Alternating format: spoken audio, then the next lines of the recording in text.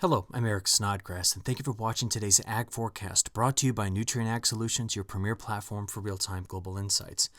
Well, we begin first by taking a look here at a map that shows the 24-hour temperature change. So we're looking here at the differences between the early morning temperatures on Monday versus what they were on Sunday morning. In parts of the Great Lakes states in the Northeast, well, there's a deep trough sitting right in through here, and it has brought in a cold front that has really cooled things down, making for a very pleasant early morning. Another thing it did, kind of swept out some of the smoke we dealt with over the weekend. From the Canadian wildfires up here in parts of Alberta, which spread smoke through parts of Montana into the central United States and then over to the east, that smoke produced some pretty interesting hazy skies for some of us in the eastern part of the United States. We don't see very often, but that smoke has been cleared out by that front, and we got some much fresher air, and especially aloft as this came through. But the bigger question is, who was able to get planting done over the weekend? This map just shows you as of early in the morning on Monday who had rain in the last 24 hours. And while there was a lot of convection, a lot of nasty severe thunderstorms that spread through parts of Texas and New Mexico, but also Colorado and other parts of the high plains, we were still dealing with some heavy precipitation in parts of the eastern Corn Belt as well. But you can see there was a lot of folks on Sunday who were able to get some field work done here. But the question really is, before that, what did the rainfall look like? So this is the last 72 hours of total accumulated precipitation. And we can see that parts of the eastern Corn Belt, parts of Michigan, Wisconsin, but then getting over to Indiana and especially Ohio, Pennsylvania. Look at this area. There were a lot of places in here that just, had an enormous amount of rainfall. You can also see a lot of white on this map, meaning that there was some field work that was done on Friday, Saturday, and Sunday. But parts of the eastern Corn Belt where we've really been struggling just got a whole lot more rain. And what I want to understand is, if we do see a bit of an opening in that area to start this week, is it enough to get the fields to dry down? And I think a lot of farmers in that area would say no. Meanwhile, some of the storms that went toward the eastern part of the United States here, I'm talking about over near D.C., then stretching south toward North Carolina, produced some big hail. This is some softball-sized hail that, ironically, the guy who took the picture's name is Chris Hale, showed us on Twitter, sent this out to the National Weather Service here. So this is some sizable hail that moved through that section of the country. Speaking of hail, this isn't the only place in the U.S. that got it. I've just now taken you to the radar that's in central Alaska. This is Fairbanks. Here's North Pole, the town. And this is the hail core of a thunderstorm that moved toward that particular region in the day on Sunday. So the whole United States has been experiencing some pretty adverse weather as of late. Now, I want to keep this maybe back focus a bit on what's going on with our corn planting progress, because I think that's our biggest story nationally. And we have to ask ourselves what's going to be going on with Eastern Corn Belt this week, because we do see that that is one region that is far behind normal. Also, South Dakota, do we continue to get a break in the rainfall such that we can make some progress? The whole country's behind, but we do need to understand those regions specifically. Now, the map you're looking at was the map made last Monday on May 28th. And just to kind of show you how rough of a planting season this has been, I'm going to show you what all of May looked like here. From the west coast, where parts of California, parts of the central and southern part of California, 600% of average. But your main flooding stories keep coming out of right here, and that's because California is going into its dry season. So any rain right now is excess rain.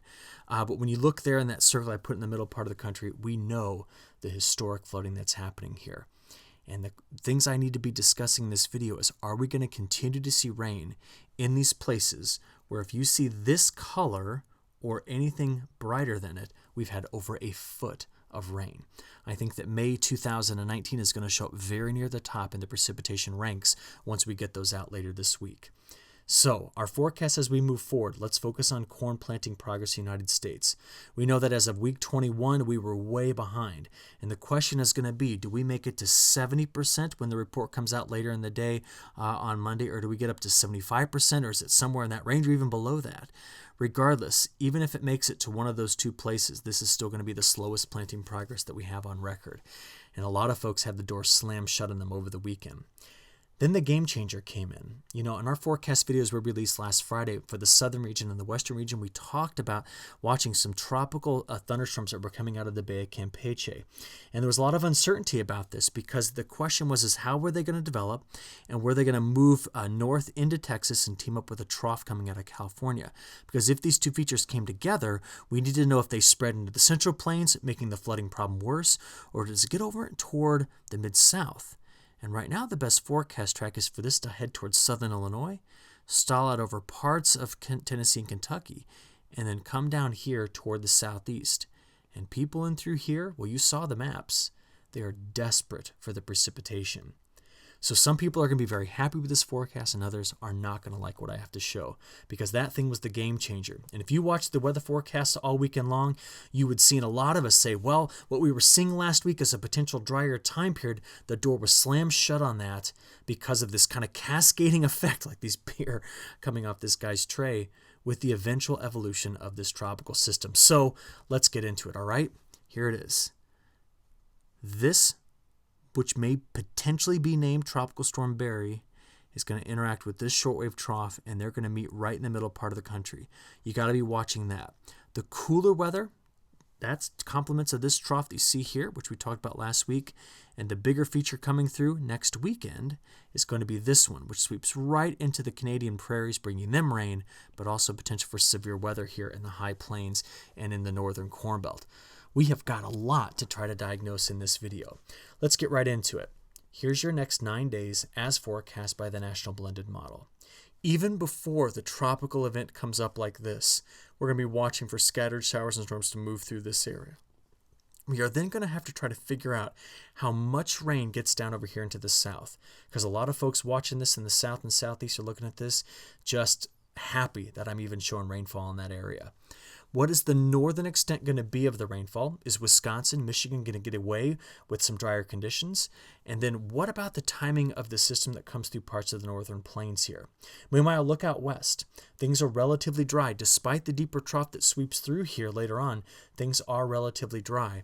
How much more thunderstorm activity are we going to see down here in the high plains, getting down into the, into New Mexico and Texas?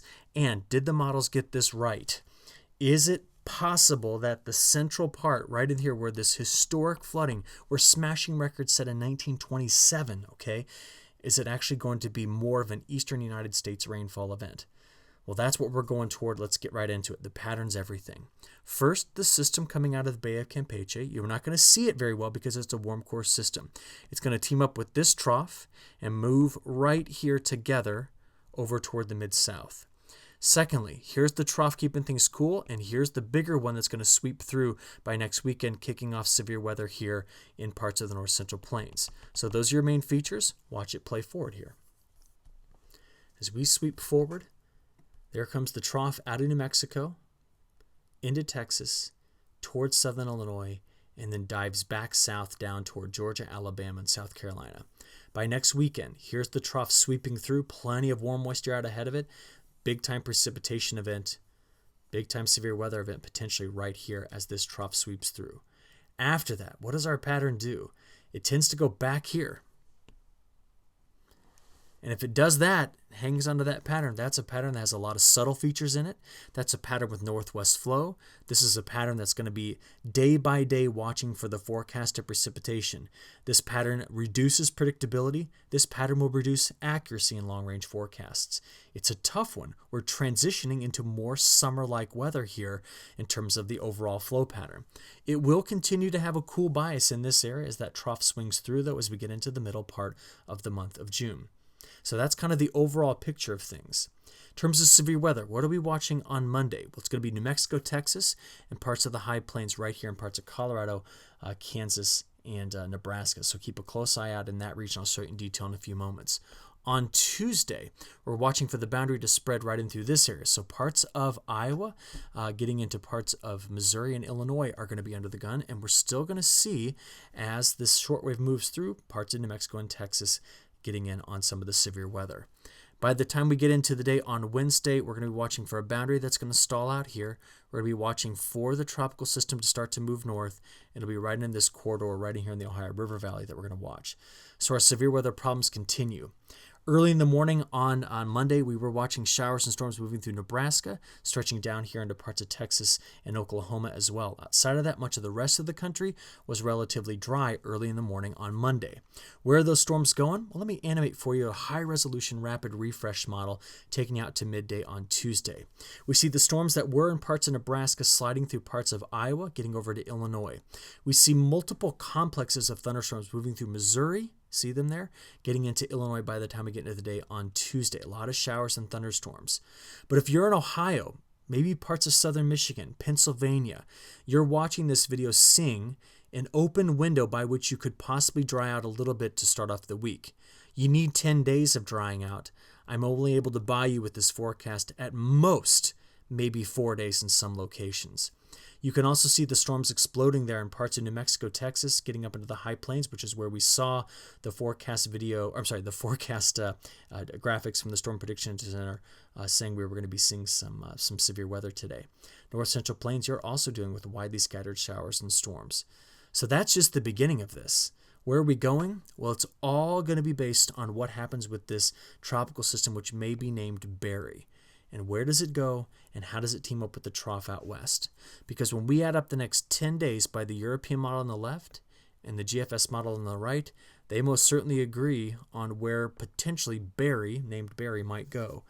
They also see that this whole corridor is going to be wet. The questions will be how wet, how far north does the rain extend, and what happens in the north central plains later on.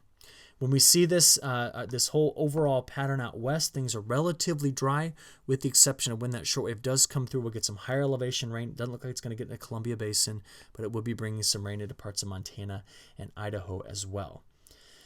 Okay, so with that, I want to step you through the high-resolution European model to see how things go.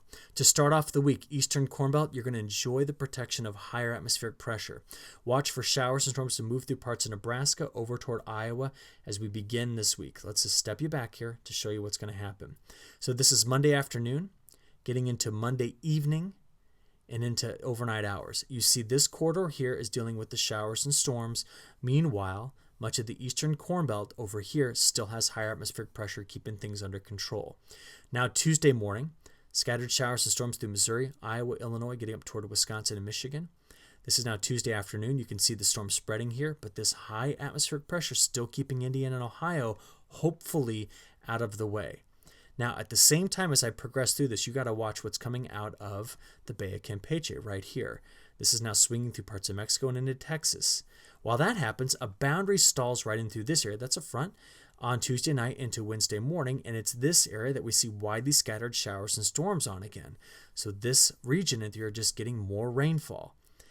And Eastern Corn Belt window closes by the time we get into Wednesday. See the showers and storms moving through by Wednesday evening? So that's the 3 to 4 days we were able to buy you over here.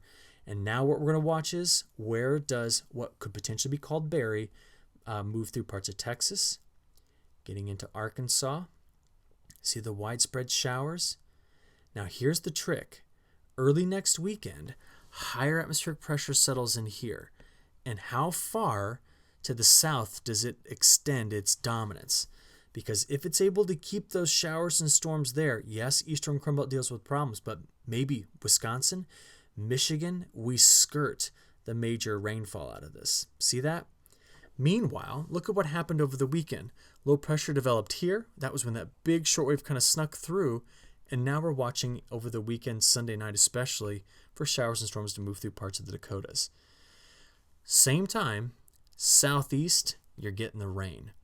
And we desperately need this. So let's just hope that the track of Barry, or what could be called Barry, is well forecast by the European model for the southeast. Unfortunately, we're going to be slamming doors shut on planting progress again in parts of the eastern Corn Belt and eventually back up in the northern Corn Belt as well. That's what we're seeing here in the short-term forecast. To take you beyond a week, I'll just show it to you, but I want you to know I have no confidence in any model right now taking you beyond 1 week, but this is what it shows. And we just continue to see precipitation. We don't see anything kind of blowing out a big drier time period there. To wrap this up, I'm going to show you a little bit about Europe. We're dealing with a highly amplified pattern, including a large ridge over Scandinavia. So what does this mean? Well, this is Ukraine, this is the Black Sea, and this is the Russian wheat belt, which extends down here. Continue much warmer than normal conditions. The shortwave as it comes through can possibly kick off some severe weather, maybe in around Romania, but this is overall a drier pattern over the next several days here in the Russian wheat belt, a hot and dry pattern. So we have to pay very close attention to that. Elsewhere, I want to take you quickly over to Asia. Much of northern India is going to be dealing with an extreme heat wave this upcoming week. We're going to see triple-digit temperatures throughout the week. This is going to help drop the atmospheric pressure, which will be good for the progression of the monsoon, which you can see is moving through Sri Lanka and then up towards southern India. But we're going to see a little bit of a delay in the arrival of the monsoon this year. Outside of that, this particular growing region in China continue to be very, very hot. But look at what's happening. Look at the changes that are coming this week. We will be seeing, moving through this quarter, some extremely heavy rain. There's a low pressure system that's tracking through here, bringing in some locations well over 3 inches of rain. And that's an area that I told you recently was very hot and very dry. So the question is, do these rains come through and just flood things out? We're going to have to watch throughout this week. China's other main growing region, which is up here, temperatures this week not bad, but widely scattered rainfall in that area. So we'll just keep giving you an update on these other global regions across the northern hemisphere that are growing crop this time of year. But with that, I'm going to go ahead and wrap up this forecast video. We at Nutrien Ag Solutions hope you look forward to our next ag forecast coming out this week. Hope you all have a great week, and we will talk to you again soon. Thank you.